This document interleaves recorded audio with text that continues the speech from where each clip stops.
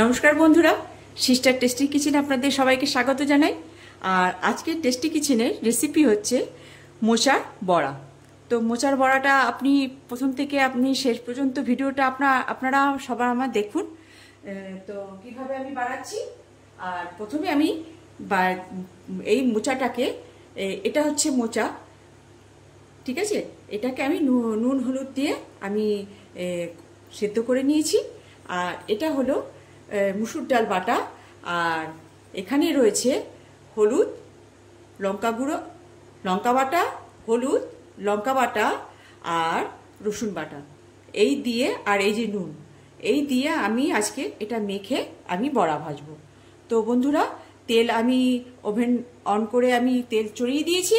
তো এটা আমি মেখে যতক্ষণ তেলটা গরম হচ্ছে ততক্ষণ এটা মেখে আমি রেডি করে নিই। চলুন, তারপরে আমরা সবাই মিলে বড়া ভাজছি।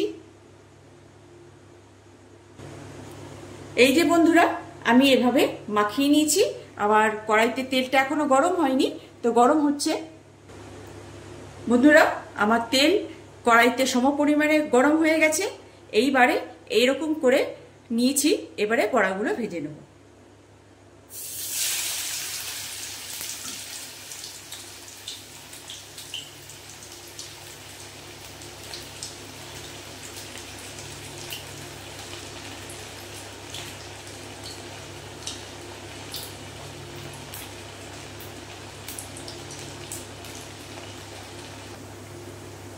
বন্ধুরা, এই যে আমার বড়া ভাজা প্রায় 80% হয়ে গেছে।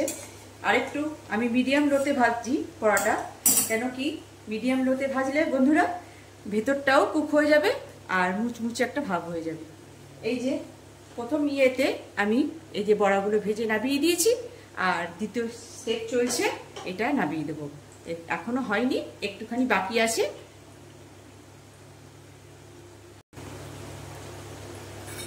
বন্ধুরা, এই যে আমার মোচার বড়া প্রায় হয়ে গেছে। এবারে এক এক করে তেল ঝরিয়ে নামিয়ে নেব।